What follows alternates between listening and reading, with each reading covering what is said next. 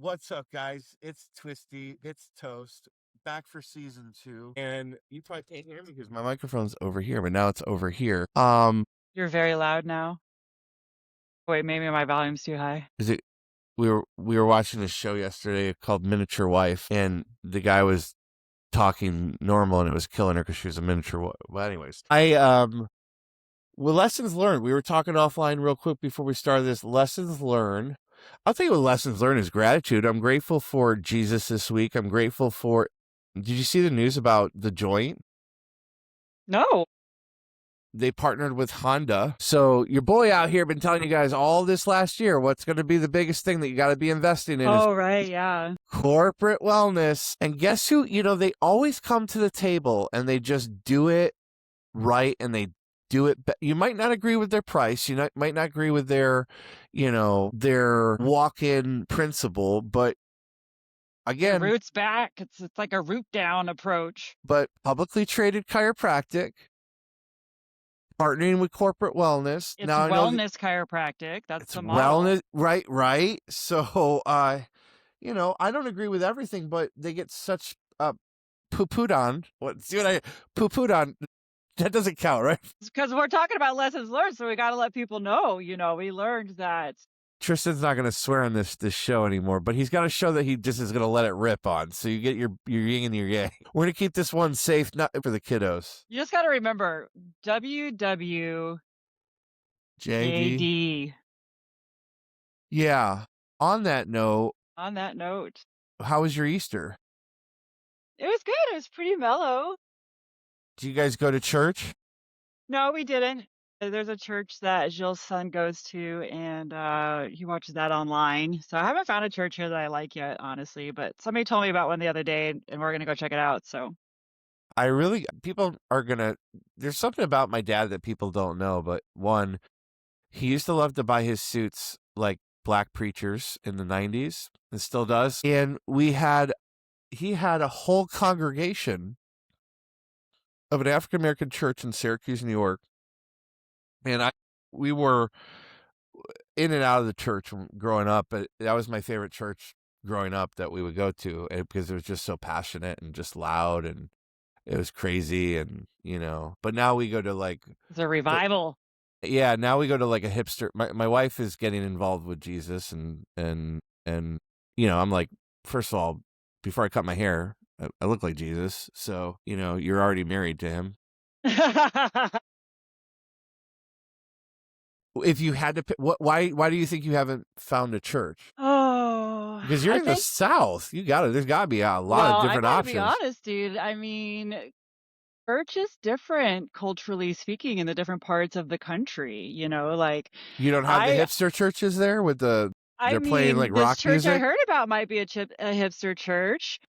I don't know. For me, it's a vibe. It's an environment. I was really spoiled, I guess, when I came to Jesus or found Jesus or learned the love of Jesus. And I've always had a desire to like learn about religion. When I lived in Colorado, I had roommates. One was a Buddhist, another guy was like a devout Jewish person that was like ultra into the Torah. Yeah. And the guy that became the Buddhist, he actually had gone to school, to become a priest or whatever, and that's where he became a Buddhist. So it's always really cool to talk about religion, but I don't know, I was kind of an atheist. And it wasn't Yeah. until I went to school, dude, that I was like, okay, I don't know, it's just the perfect event. But anyway, Do you think chiropractic opened you up more for Christianity, Jesus, and just even spiritual connection at all? No. I think that, although don't get me wrong, I think there's certainly a metaphysical component to what's happening with chiropractic, obviously, because it's nervous system, it's energy. Energy has, electrons disappear sometimes in chemistry and then they just come back. Yeah. That's very metaphysical. No, honestly, it was the people that I met, right? That influenced me and I guess challenged me, asked me questions, showed me things, I suppose, and I was willing to go and look. And I went to this amazing church called Irving Bible Church in Dallas, Texas, just outside of Dallas there, because I went to Parker. Their priest, that was the main pastor, he had overcome like stage 4 cancer. And I think that when people do something like that, and he had done it through prayer, but he's like obviously like touched, and he had such a beautiful message. And all he ever actually really talked about was the love of Jesus. He didn't Yeah. tell you how not to live your life.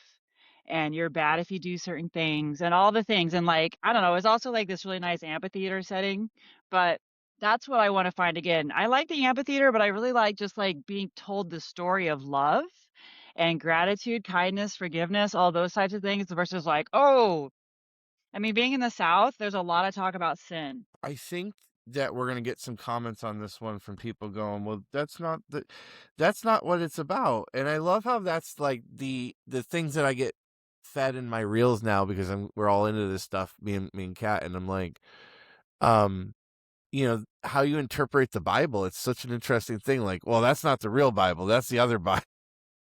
Which translation, that was always one of my conflicts too, right? Like, you look at language Doesn't it and sound something familiar to us, close to home though? When we man, what's your what again the key question of our existence is what's chiropractic? I get that. I gotta add this though real quick because I think it'll add to like this particular conversation also. The thing I also liked about this particular preacher or pastor, I should say, he wasn't like a preacher.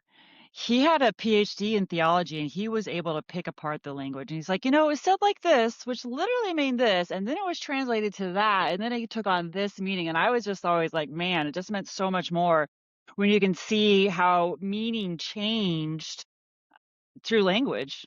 Yeah, And you're right, uh, we talk a lot about our language, our quote lexicon of the words that we use. And yeah, I think it's important just to be able to track the change, right? yeah. I got to jam with our mutual friend Dr. Amanda the Mogul, Amanda Alphabet yesterday, and we were talking about a little bit of the politics scene in ICA and IFCO and stuff like that. And it kind of reminds me there's this section that's like, well, women can't be preachers or pastors or whatever, and that's what the Bible said. And I'm like, and you see the same arguments in chiropractic going on in groups today, like, well, that's not chiropractic, and this is what subluxation is, and this is the only way. And well, it is what it is. It's funny. I got to finally meet. Have you ever met Jeffrey Crock? I think so. I Does the might have. name sound familiar? No? I need to look him up. Kronk. I'm gonna feel bad if he's met me and he remembers me. He's like the preeminent guy in personal injury for years. Is he an attorney or No, a he's a doctor? chiropractor. He's a See, chiropractor. Is it CRONK? Hold on. I finally got to. I mean, he's been around for years. I would call him the preeminent, personal injury guy. I think there's Jeffrey Kronk, and wrongs. it was just such a wonderful meeting because he has some really cool stuff that we're working on for chiropractic results, and we're gonna jam on Monday and do a webinar and stuff like that. But I wanted to share this with you because like I was kind of preaching myself to him. I'm like, it drives me crazy that these chiropractors out there don't want to deal with personal injury. And I know it comes down to two things. It comes down to fear of looking. Everything always comes down to fear. Like I don't know what I'm doing and I'm afraid to ask for help. Or That's ego. that's ego. Okay. I'm afraid I don't know what I'm doing and I'm afraid to ask for help. Or I been told by other people that you shouldn't do this because it's the same conversation we've had about insurance. And well, I don't want to be dictated by someone else by what my fees are. The reality in life is you're dictated by everyone's perceptions, judgments of everything of what your fees are. There's right? And everything. Let's And be honest. everything. People judge you in 7 seconds. Yes. So, but I said, what's amazing to me is the practices that I see that are what I would call have a healthy personal injury baseline also have a healthy family chiropractic baseline and have a healthy wellness based baseline. Yeah, absolutely. So, You have to have a little bit of everything. You get someone well, as my father would say, the hard part's not getting them well, it's keeping them well. Man, let's write that part down. That's so simple. Shit. The hard part's not getting them well, it's keeping them well. Why you wouldn't want to take on the sickest of the sick. And that's what I would call like someone who's been in a car accident, and this is what Dr. Kronks was talking about. He goes, you ask whether it's chiropractors, neurosurgeons, orthopedic surgeons, whatever, what does a spinal injury look like? No one has the best answer There And is no, no one best answer. there's How no many best. diagnosis codes are there for spine injury? But what a real traumatic spine injury, right? Like it's like that's a from a $5 million because he's like he said, he goes, if they're getting a $5 million settlement, they're pretty bad.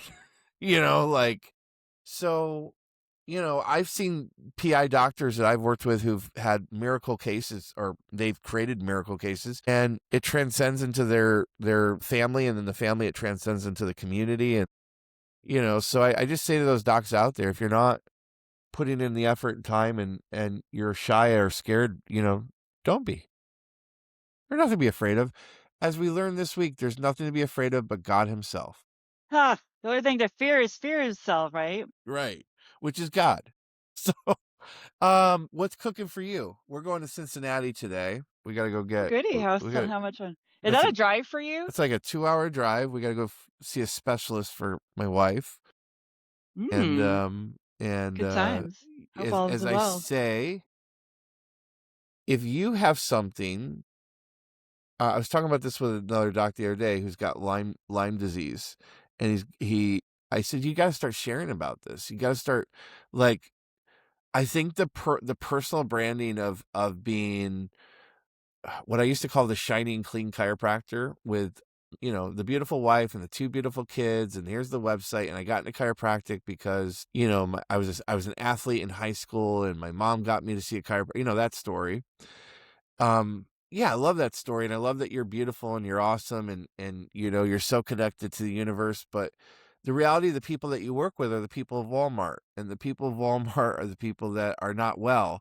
And what we're finding now is, with chiropractic results and research-based conversations on AI and stuff, this backs up and validates what I've been thinking for years, but hypothesizing, but the data's backing it up. People want to go the majority. It doesn't matter. I'm not talking about demographic of like low income, high income. People want to go where there's relatability, and oh, you had this too. So like, if you have something out there and chiropractic has helped you as a chiropractor, like, you got to start telling that story more. It's not a weakness. It's not something that you should shy away from. It's human, and you can help more people. I just, we're going. So, like, the reason I brought this up is the specialist we're going to see. My wife has, I'm not going to share this because she would never, there's rules We to the learned show. We lessons. We learned learned lessons. We lessons. learned lessons. Yeah. Yay, Crowy! You're a big boy. So, but I always told her, I said, in our world, the crazy chiropractic world that I grew up in, we wouldn't accept that. We wouldn't accept that this is the only option. I said, actually, what we got to look for is we got to find the doctor who's had this, because if they're a doctor and they've solved it, or they've had it. Because when doctors get sick, I don't care if you're a chiropractor or medical doc. I've been around. I remember when my ex got colon cancer, the Harvard trained OBGYN, she got cancer. I mean, you want to look at someone going through research and options and how, like, every which way I'm going to deal with this. I mean, like a campaign. So we're going to Cincinnati today, and we're going to stay the night. And I'm also growing up because I have a right-hand assistant now named Alina. She's Russian, and she's Ooh. awesome. And she is she can deal with me. I said that when we were doing the group interviews, the number one thing people asked was like, well, what makes this job bad? I go, me. So dealing with my brain and I have my my own problem. Aren't we yeah all? Aren't we all our own problem? Wherever yeah you have a I had a very successful client way back in the day before I was a chiropractor. And he's always like, whenever you have a problem, all you got to do is go and look in the mirror and you'll see where it starts and where it ends. What are you doing this weekend? This weekend, gonna be chilling. I'm gonna hang out with my friend Chris Eaton today. I was gonna surprise you and be like, lessons learned. We have an interviewee, but it didn't work out with timing today. But I want to get her on. She's a chiropractic warrior, but just such an amazing soul. And she just is getting ready to put out a book. So I'm gonna hang out with her Well, today. let's get her on. Yeah, it'll be amazing. And we're gonna do that. And she's gonna help me get a new refrigerator, sort of kind of like a mini one, and take the other one to the recycling place. I know, so much fun. I know. Getting ready in the end of May. We're gonna go to Africa. In August, I'm going to Prague, so I'm super Wait, what's excited happening about in that. Africa?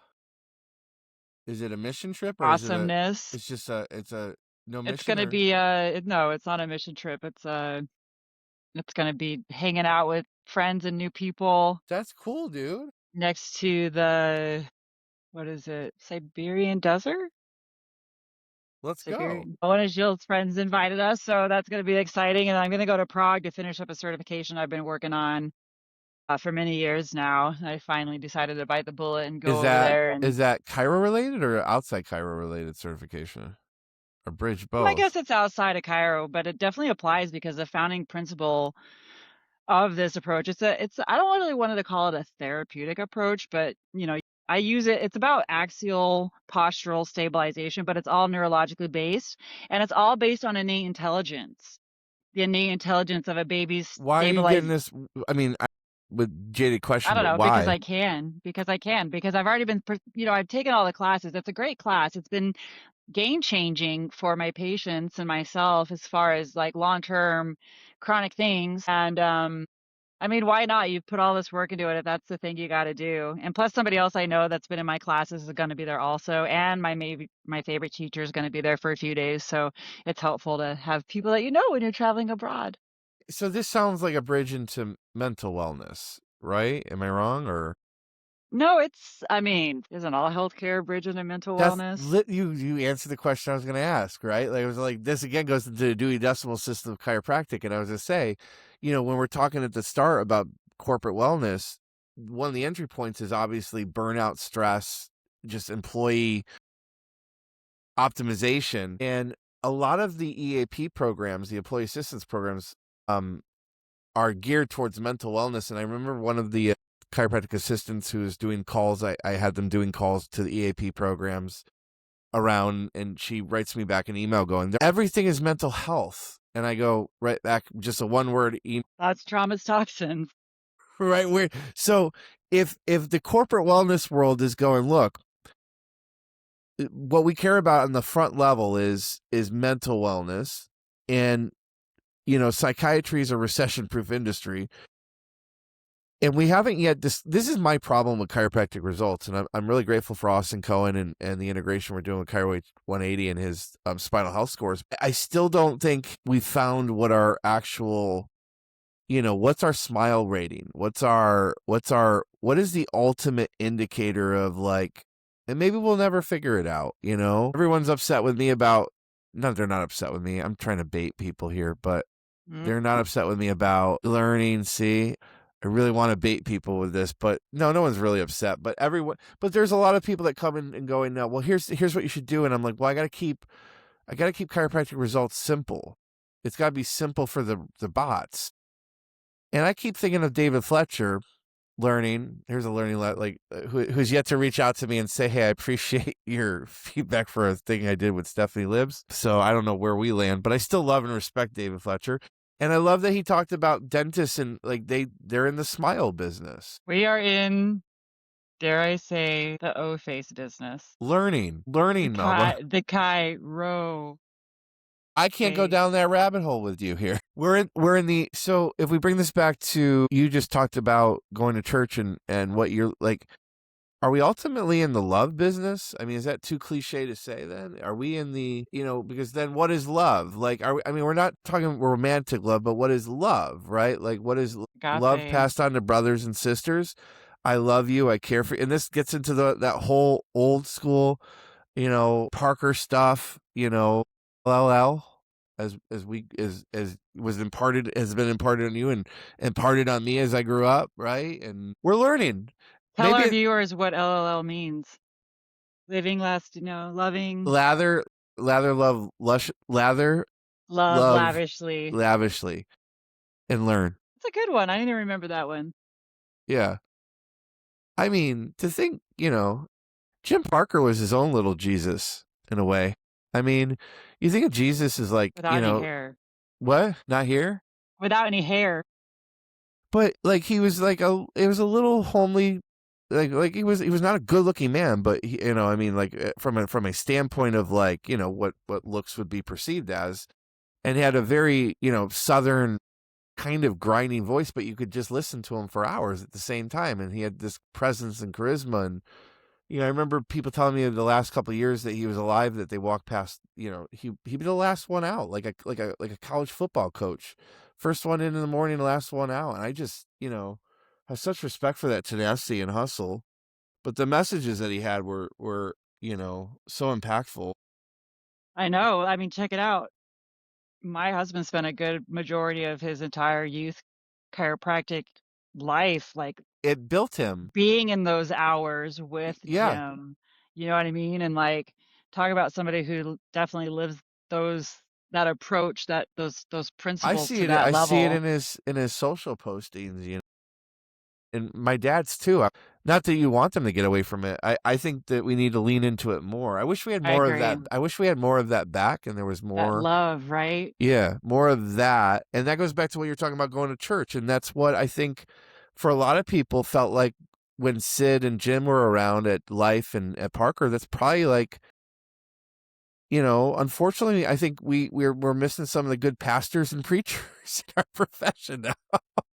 You know, this went everywhere. But I got to go to You're right, I'm not gonna disagree with you. However, I'm gonna say this.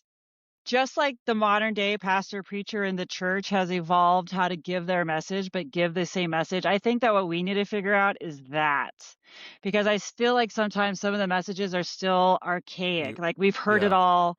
We need to say the same message, but somehow say it differently so that it's not like, oh my yeah. God, they're telling me, you know what I mean? And like pounding it on to you. Oh, all we got to do is tell the story. And it's like, it's true. Stories do sell, Yeah. but it's also like, I don't know, and I don't know the answer to that. It's not like I'm sitting here saying I know all the solutions. I'm just saying this is something I've noticed. Well, let's invite anyone out there who's listening who says, "Hey, I do have some answers for you. If you want to come on and jam with me and Melba, it'll be a safe, free zone for you. We are not going to talk about certain things because we are learning. We're going to LLL it up over here. LL it up. Hey, you guys go have a great weekend. Melba, good to see you again, hon. I will jam. We'll jam next week. Same bad time, same bad channel. Peace out, guys. I